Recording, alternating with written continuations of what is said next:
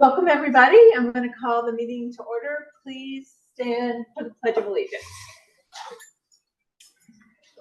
I pledge allegiance to the flag of the United States of America and to the republic for which it stands, one nation under God, indivisible, with liberty and justice for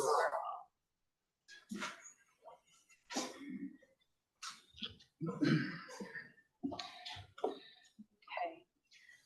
President Clements. Here. Vice President Valentine. Here. Trustee Clemenson. Here. Trustee Cupper. Here. Trustee McNow. Here. I don't believe we have any changes to the agenda as it's written, so recommended action, please. Be it resolved that upon the recommendation of the Superintendent of Schools, the Board of Education hereby approves the agenda as written. Do we have a motion, please? So moved. Second. All those in favor? Aye. Any opposed? All right. The next meeting of the Haldane Board of Education will be a business meeting on Tuesday, October 1st at 7 p.m. here in the middle school, high school library. It is also a meeting where really the board is going to be, in the district, are really kicking off our community engagement process around the capital, the 2024 capital referendum, and there will be a presentation by the architect, C.S. Arch. So it's really kind of launching, like I said, the communication strategy. The only other opening comment that I have is this is an agenda where, once a month we receive information reports from the leadership team, and in reading those, it's clear that the school year is off to a great start, and so many thanks to everyone's hard work. So yeah, thank you. Sure. Okay, thank you. I have just a couple of brief updates. Following up on capital project, sticking with that topic. As part of the outreach efforts, we have been presenting at each curriculum night. Last week we had our middle school parents. This Thursday we have high school, and then next Thursday we will present to the elementary school parents. It is a brief overview of the project. A lot more detail will follow. And as Peggy said, on October 1st, the architects will be here. There'll be renderings. They will give a lot more detail about the exciting capital project. Also, earlier today, we completed filming a video about the capital project. There's drone footage. There is interviews with teachers and counselors and administrators and board members and even members of the Putnam County Sheriff's Department. And they're talking about all the different aspects and the different needs of the project. We expect to be releasing that. We have some editing to do. We think we will release that in early November, at least 2 or 3 weeks in advance of the capital project vote, which is proposed to be on November 19th. I just need to recognize our Habitat Revival Environmental Club for the fantastic work they did. We have 2 resident goats here on campus. They are here. They are here. That's so exciting. Chocolate and Chip. And as Joey just verified, they're hard at work, even here as we're meeting. But all kidding aside, what a fantastic project. The students really did a tremendous amount of work fundraising. I know our principal, Mrs. Stiffen, really supported this effort. They were out there clearing a pathway so the goats could be fenced in. And they arrived several days ago, and they are clearing out all the invasive species. And I think the objective is to expand the pollinator garden, which is just fantastic. So the students were out there after school working, sleeves rolled up, and we are very proud of them, and it's a great project, off to a great start. Also, I had the honor of attending last week on 9/11, the first annual memorial ceremony, which I was just so impressed. It was completely organized and led by students, the Putnam County Youth Corps, as well as Haldane High School's History Club. And each student who presented just did an outstanding job. And I really was impressed just being able to be a part of it. I basically just compliment each and every one of them, and I look forward to having that become a Haldane tradition in the years ahead. I think it's a beautiful tradition for the school. Were you able to go there, Michelle? I went, oh, yes, to echo what Carl said, it was just a wonderful ceremony. Sam knocked out of the ballpark with the national anthem. It's fantastic. And each student who spoke, there were 3 students who read the names of the Putnam County people who lost their lives, and then 3 others who read some testimonials from survivors, and it was very moving. So I'd love to see it happen again. Wonderful work. With that, I'd like to invite up our high school principal, Mrs. Julia Sniffen, because she's going to kick off recognition for some outstanding student achievements this evening. Yeah, this is a great meeting. Yeah, so thank you for having me. I always enjoy kicking off the school year with these recognitions, but the students who are in the audience today, I have the privilege of recognizing 4 students. I know only 3 of them are here, but maybe the 4th will walk in while I'm speaking, and then Mr. Sauer will present 2 other students to you. So tonight, the 4 students that I get to recognize are the students who are part of the National Merit Scholarship Program and have been recognized based upon their score on the PSATs within their junior year. So congratulations first will go to Frederick Hohenberger, who also goes by Fritz. Fritz is, in addition to doing very well on the PSATs, Fritz, come on up, I have a couple things to say. Fritz is a computer whiz. He's incredibly helpful to his classmates all the time, anything computer related.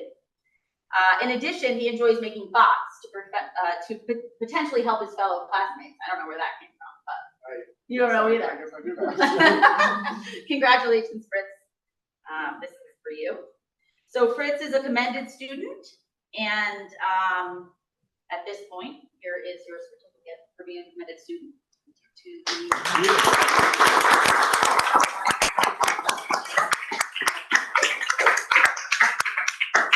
The next student is Robert Primer.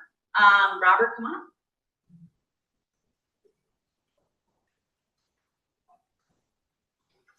Robert is an amazing young man. He is in drama, debate.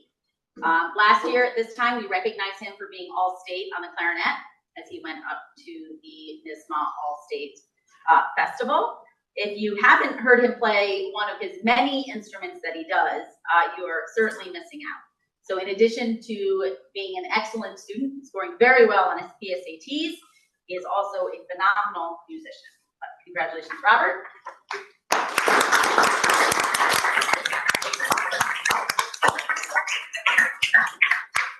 Just for reference, the commended National Merit Scholarship students, there are only 34,000 students across the world that are recognized. So it's an amazing honor. The next 2 students, one is here. The next 2 students are considered semifinalists, and they enter into the pool of money, which is $26 million across the world that is given to high school seniors upon completion of high school. So we'll start with Julian. Julian Schwartz is here with his parents. So Julian, come on up. Julian is also a varsity football player, in addition to speaking multiple languages, and he's always willing to try new things. How many languages? Well, 2 fluently. 2 fluently. Okay, there's probably 3 or 4.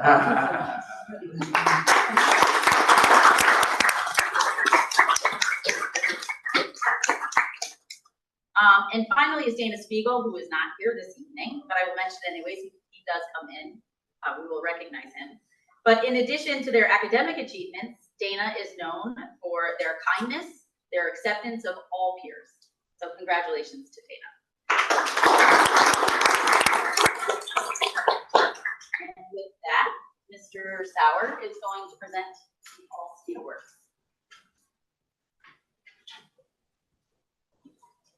All right, thank you so much for having me. Thank you, Mr. Albano and the Board of Education. I would like to thank you for letting me take some time to recognize Haldane's finest musicians. Both Oliver Petkis and Delia Starr have achieved some of the highest recognition that New York State has to offer. Oliver, a senior, has been selected to be a member of 2 all-state ensembles, His performances last spring at the NYSSMA Solo Festival resulted in offers from both the NYSSMA All-State Mixed Chorus and the NYSSMA Vocal Jazz Ensemble. To be selected into one of these ensembles is a great honor, but to be offered a spot in two all-state ensembles is a rarity to say the least and a tremendous achievement. Delia is a sophomore and is now being honored as the winner of the NYSSMA Young Composers Competition for the second consecutive time. This year, she has been selected in response for her originally composed piece for solo piano, Radcliffe Manor. Both Oliver and Delia will travel to Rochester, New York to participate in the NYSSMA Winter Conference this first weekend of December. Oliver will rehearse and perform with either the mixed chorus or the vocal jazz ensemble, a decision that we are wrestling with currently. Delia will perform her original piece at the Rochester Convention Center. I know I can speak for myself and Ms. Stein when I say that we are both so incredibly proud of these fine young musicians and the bright futures ahead of them. Please stand and be honored as we congratulate you. Congratulations.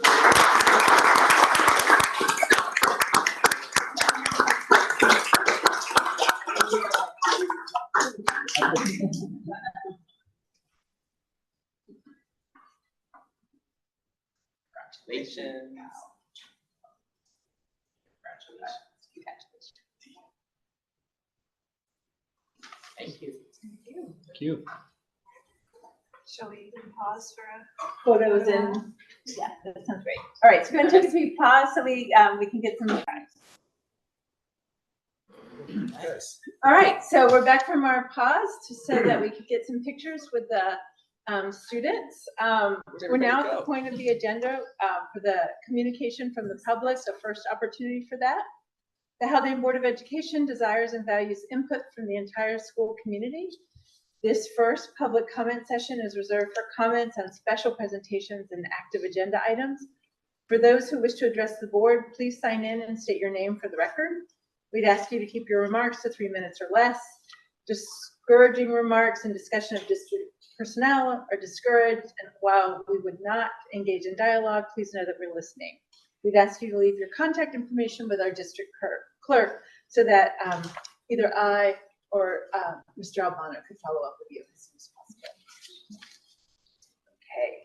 Next, we have on our agenda our administrator information reports. Again, I mentioned them in my comments early on, but I really appreciated just all the news about what sounded like a really great start to the school year.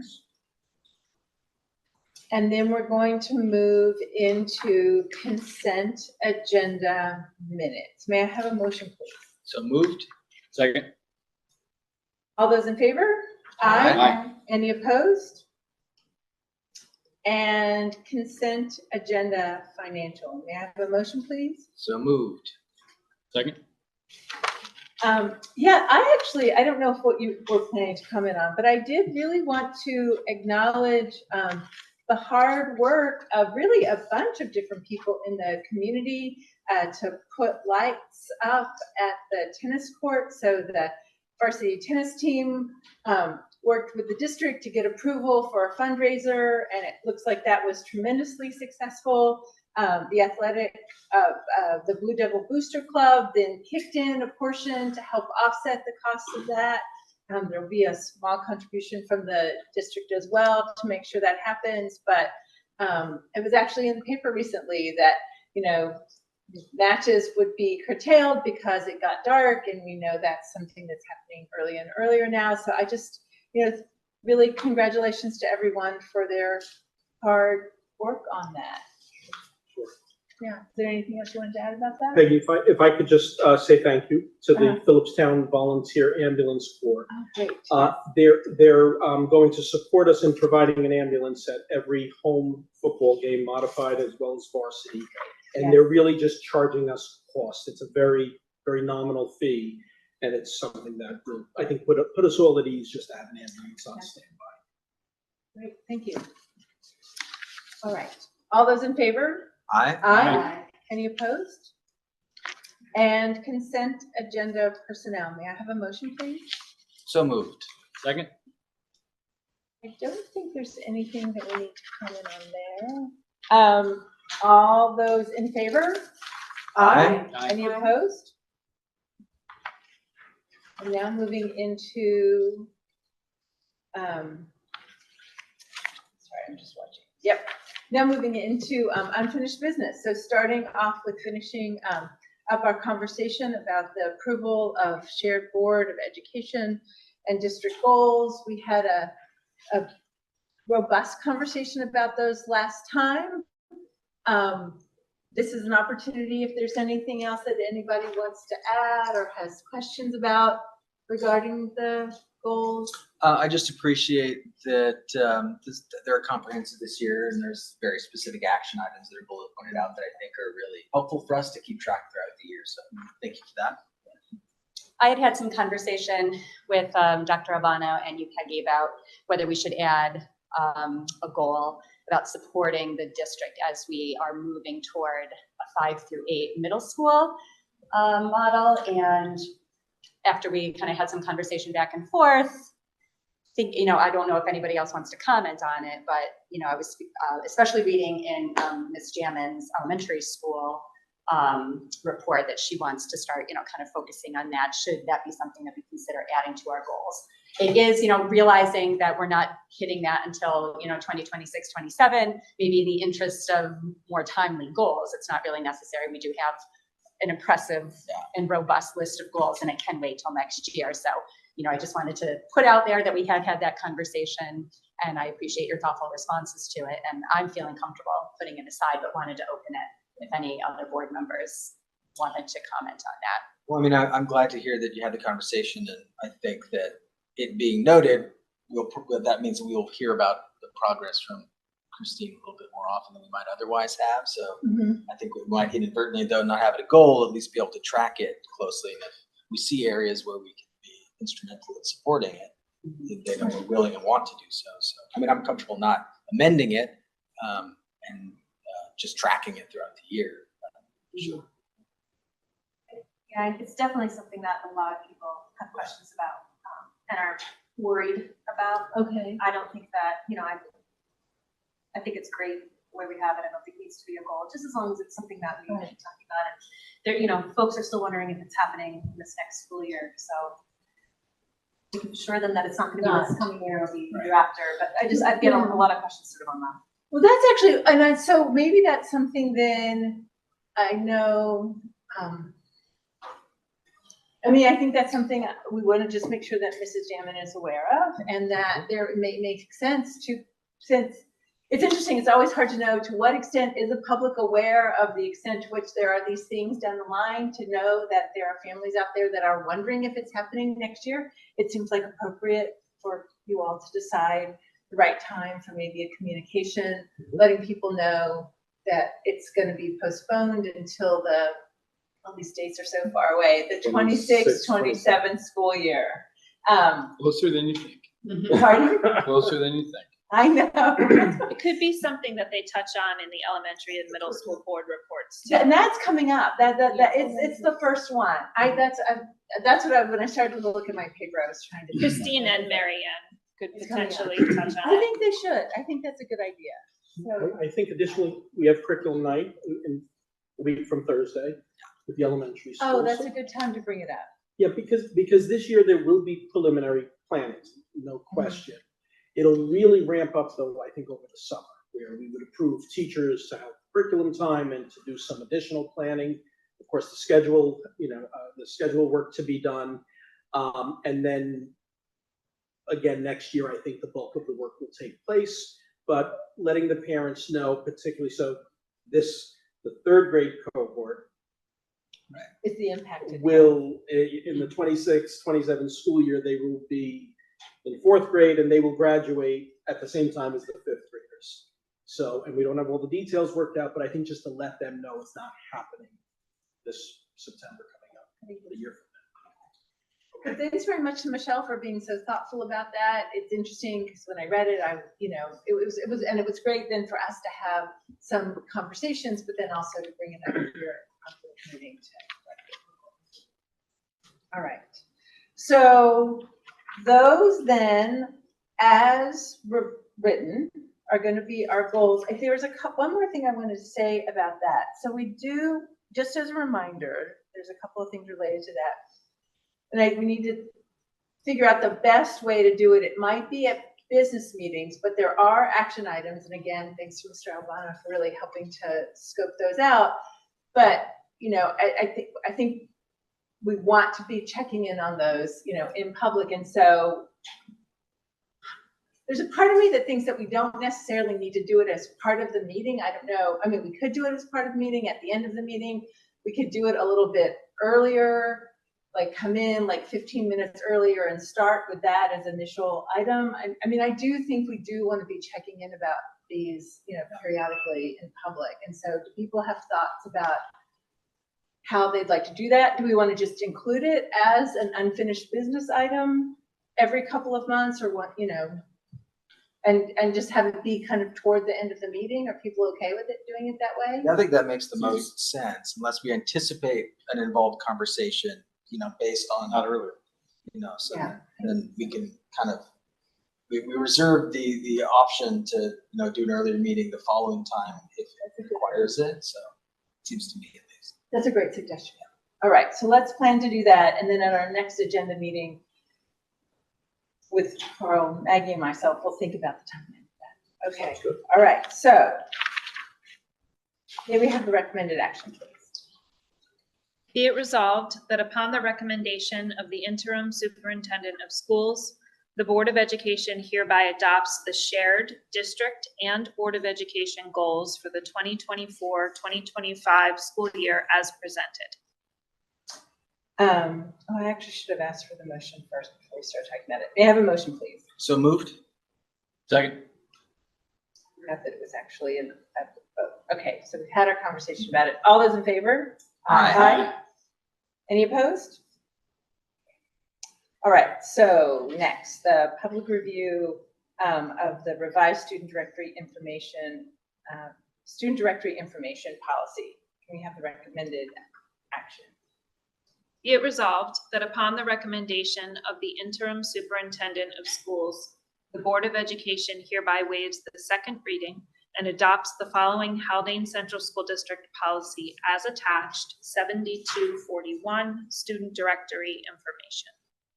You have a motion, please? So moved? Second. All right, so we discussed this pretty much in depth. Everybody's seen how the policy is resolved. It's this one change. It's very explicit about who the emails would be released to.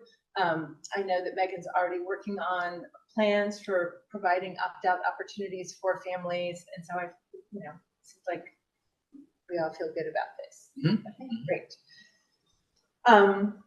All those in favor? Aye. Any opposed? All right, so next is approval of the revised Board of Education meeting dates and workshop topics for 24-25. May we have the recommended action? Be it resolved that upon the recommendation of the interim superintendent of schools, the Board of Education hereby approves the revised meeting dates and workshop topics as presented. May I have a motion, please? So moved? Second. So basically, this is just an update to what we had adopted, I guess, at the reorg meeting, reflecting the November 19th capital referendum date, and the special meeting right afterwards to accept the vote. All right. All those in favor? Aye. Any opposed? All right, and this next is just a discussion item, so we don't need a recommended action. And this is just following up and coming to a consensus about the conversation that we started last time about the vote scanning options for people who are tuning into this meeting and didn't tune in to the last meeting or listening to it, watching it after the fact. What we're discussing is the need to have voting machines for the capital referendum, as well as subsequent votes. The reality that because of the 2024 national election, the machines that we can sometimes typically get from Putnam County are not going to be available to us. And so that leaves us with a couple of options. One option is to rent the scanning machines through a company that does this. We did that for a vote last year. It didn't go particularly smoothly. It's also really quite expensive. And the other is to adopt a new cost-effective technology that will very slightly alters people's experience of voting, but the entire voting process will still be open to the public, and people are there, and it's all it's transparent. That's the word. Did I cover that well Yes. enough? Yes. I learned everything I just said. I learned from Megan. Yes. So, Accurate. and basically, some people have expressed some concerns about that, but we just need to kind of come to a decision about it. So renting the more expensive machines from the vendor, or purchasing technology that we can use moving forward for all of our elections, that's much more cost effective. And also, my understanding was that it's not only cost related, but we had a technical issue last year, so it's not as if they're superior machines or the process will inevitably be smoother as a result of renting them. So seems to make sense as far as the infrastructure of it's concerned. So Saving a lot of money. It's the fiscally responsible thing to do. It'll be so efficient to have them on hand for every vote. And, if anyone does leave when they're voting and they don't like that they're not watching their vote get counted right in front of them, they can be invited to, it'll be a public count that evening. Correct. They can come back to You're the welcome school. to come back for the scanning, Come back. which and will watch happen the that scanning. same night. Yes. And then so that, I'm in favor of moving to the new technology. I'll admit at first I was a little ambivalent about doing it for this one new vote, but I think it really makes sense. There's no reason for us to spend thousands of dollars that we don't need to spend. Spend it on kids. Yeah. Okay, so we got our decision. Thank you. And thanks so much to Megan for investigating this and Yeah. figuring it out, and really presenting so clearly to us the alternatives and And it will be another opportunity to thank our IT people, because Leah and the folks from Edutech will definitely be a big part of helping us get this set up. Yeah. I think the one other thing I just want to point out to anyone listening is we're having conversation about how to really make sure that we have the people and personnel in place to help this go as smoothly as possible. So that's certainly our goal. All right. So moving into new business, we have the CSE, CPSE recommendations. Be it resolved that upon the recommendation of the interim superintendent of schools, the Board of Education hereby approves the recommendations of the committees on special education and preschool special education as presented. May I have a motion, please? So moved. Second. All those in favor? Aye. Any opposed?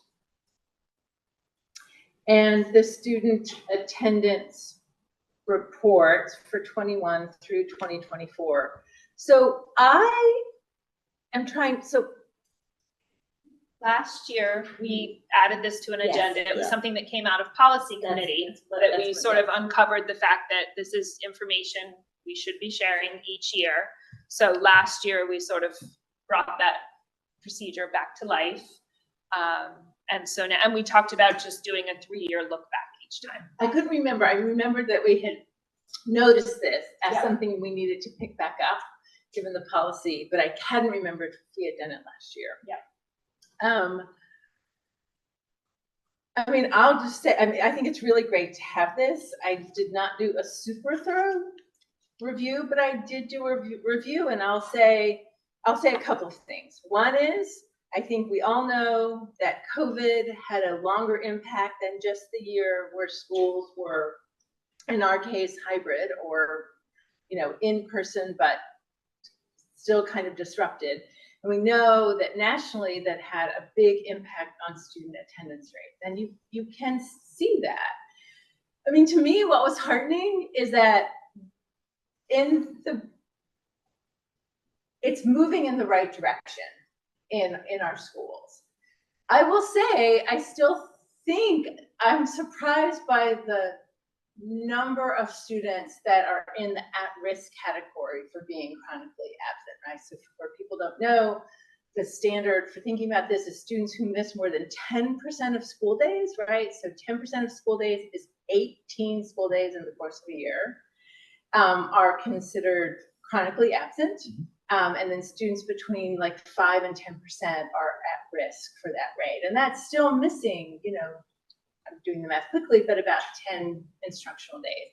And so one of the things I think, I'll be honest, a district like Haldane, I would not have thought that attendance would be an issue, but it makes me think that we need to be communicating on a regular basis that sending your children to school is important. So, yeah. So the data cuts across the country, it cuts across all socioeconomic It does. factors. So following COVID, chronic absenteeism rose across every Everybody. socioeconomic Yes, absolutely. group in the country. It has rebounded. You know, chronic absenteeism has declined a little bit. Okay, it's meaning it's getting better. But in you know, there's a basic adage: your kid learns all types of stuff outside of school. Totally true, but it doesn't learn the stuff that they need to learn in school if they're not in school. So culturally, we're having a huge conversation across the country about chronic absenteeism. In education, every educator is having that conversation, obviously, ideally. And it's positive that as a board, we look at ourselves, because since it cuts across every group, we're not immune, right? And in fact, we're exposed to, you know, we're particularly exposed to certain aspects of our, you know, of our community that, you know, have the ability to be home, so they can be with their kids at home because they may work from home. And that has, that's part of that data, right? It's not all of it, but there's, it's being parceled out now, and it's great that we're looking at it, for sure. You know, I don't want to. No. I'm wondering, it would be interesting. I would want to hear from the leadership team what they would like the board to know and what they would like the public to know. But I could imagine that in addition to the impact on children for missing instructional days, there's an impact on the classroom as well. Because if a child's missing school, then that child is behind and needs some kind of makeup work, and that's going to take the time of the teacher. And of course, there are situations where that needs to happen. It's part of, you know, teacher's job. So I'm not the person to come up with. I would like to hear from the administrators about the impact they believe it is happening, not just on the children who are missing school, but on the children who are in school and on their abilities to provide sort of the best instruction, sort of keeping children moving forward throughout the school year. Because, you know, like Ezra says, like it is a national problem and it cuts across all groups. We may want to be thinking of some sort of informational strategies or campaigns where we let families know why it is important, you know, to get your children to school, Especially unless when they're sick. Yeah, well, I mean, and especially, yeah, I mean, if you're sick, obviously stay home. But like, especially since we run incredibly small class sizes. I mean, our class sizes are absolutely tiny, right? You know, almost to the point of ludicrously small. So I'm very happy for that as a parent, obviously. But yeah, I mean, you know, just teaching us, everybody's like, oh, well, if you have small class sizes, it's so much easier, but it's actually not, especially if you lose like 3 of them, you know, and you had 10 to begin with, now it's 7, right? Sometimes it's crickets in there, but it's It's actually, it does. You're 100% right. I'll tell you just anecdotally as a teacher, it changes the vibe of a classroom. So, For sure. yeah, so anyway, I think I really appreciated getting the information. I would really look to, Mr. Albano and the leadership team to think about communicating to us and to the community about the impact of having, a meaningful number of students missing more than 10 days of school a year. I would say, in general, again, not unique to Haldane, but in elementary school, you do sometimes see parents. It's elementary school and they think, okay, maybe we can extend Thanksgiving vacation week and make up the work. So I do think there's a message for parents emphasizing the importance of every day out is a day of lost instruction, but certainly parents in many cases do their best to maintain that outside of school. We understand that. What I will say is, because I've already witnessed this firsthand, at the high school level, at times it's more maybe the student struggling to come to school. Sure. And we all know that, it's been really tough on our teenagers. Recent history, a lot more stress, a lot more anxiety. And what I witnessed is you have a phenomenal team in place that will intervene. And being small is a big advantage because this team knows their students. And but that could be challenging as well when a teenager just doesn't feel up to being in school. But you do have the resources in place to provide supports, but sometimes that's a process. It doesn't just happen. But we would be happy to come back to the board. I think our principals and maybe even some of our support staff could speak, much more intelligently and with more facts about what we're doing, and maybe even reflect on what we can do more of, as far as maybe emphasizing the importance of it. So we'd be happy to come back. Thank you. If we're seeing this change since COVID, and I might be speaking the obvious here, but parents are certainly encouraged to not send their kids to school with, a runny nose or a cough. And I feel like pre-COVID, you'd send your kid, oh, you got a bit of a cough, you got a bit of a sniffle. I mean, I know we've changed our tune with that, right? Not even if we think our kids are probably healthy enough to be in school, we're nervous about what the rest of everybody will think. How could you send your kid to school with a cough that sounds like that, even though we're quite strict? So I do wonder if other parents are feeling that way. And that might be, we want to make sure our child is really healthy before we send them back. And therefore they might end up missing an additional 3-4 days of school, just not during this most severe illness, but on either side of it too. So I feel like that's changed a lot since COVID. That makes sense. Well, certainly something for us to continue to track, but I will say the movement, I felt like it was in a positive direction, and it was great to see that. So now we're moving next to some actions for the approval of members of the district committees for the 24-25 school year. Resolution, please. Be it resolved that upon the recommendation of the interim superintendent of schools, the Board of Education hereby approves the memberships for the following district committees for the 2024-2025 school year: Code of Conduct, Technology, and Wellness. May I have a motion, please? So moved. Second. Thanks to everybody, not just board members, district folks, community members, everybody serving on these committees. They're all really important. They do really important work. All those in favor? Aye. Any opposed? And the same, but this time for this district-wide safety team, the membership. Be it resolved that upon the recommendation of the interim superintendent of schools, the Board of Education hereby approves the individuals listed in the attached memo as members of the district-wide safety team for the 2024-2025 school year. May I have a motion, please? So moved. Second. Question. It seems to be included in Both? It is, it is Did I put included it in both It places? is in Oh, both. Oh, okay. no, I was just curious if there Yeah, was a same reason list. we had to pull No, out. we have, each year we have been handling the district-wide safety team separately since its inception. I think it's in both because then I share the other list with everybody, Makes so that sense. people I know was who's. Curious. Thank you. All those in favor? Aye. Any opposed?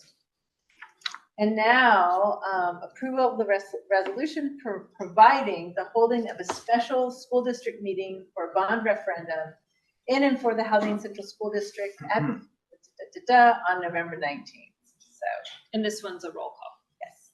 Okay. Be it resolved by the Board of Education of the Haldane Central School District at Phillipstown, Putnam, and Dutchess Counties, New York, as follows. Section 1, a special school district meeting of the qualified voters of the Haldane Central School District at Phillipstown, Putnam, and Dutchess Counties shall be held on November 19, 2024 in the elementary school library of the Haldane Central School District at Phillipstown, as hereinafter described in the notice of special district meeting attached hereto as Exhibit A, and hereby made a part hereof, and the polls shall be kept open for the voting between the hours of 7 o'clock a.m. and 9 o'clock p.m. prevailing time on said date. The proposition hereinafter set forth in said notice of said special district meeting shall be submitted thereat. Section 2, voting at said special district meeting shall be conducted by the use of paper ballots. Section 3, the clerk of said school district is hereby authorized and directed to cause a notice of said special district meeting in substantially the form attached hereto as Exhibit A, to be published in the official newspapers, being 2 newspapers having a general circulation in said school district. Such publication to be made so that such notice shall appear in said newspaper 4 times within the 7 weeks next preceding such special district meeting. The first publication to be at least 45 days, but not more than 49 days before said meeting, and to give such other notice as may be deemed desirable. Section 4, the school district clerk is hereby authorized to amend the notice of said special school district meeting from time to time as in her discretion such amendment may be required or desirable. Section 5, to the extent required by law, the Board of Education shall appoint election personnel to conduct said special school district meeting pursuant to a separate resolution of this Board of Education. Section 6, the action contemplated by this resolution has been determined to be a type 1 action, which the school district has determined will not result in any significant adverse environmental impact. Section 7, this resolution shall take effect immediately. May I have a motion, please? So moved. Second.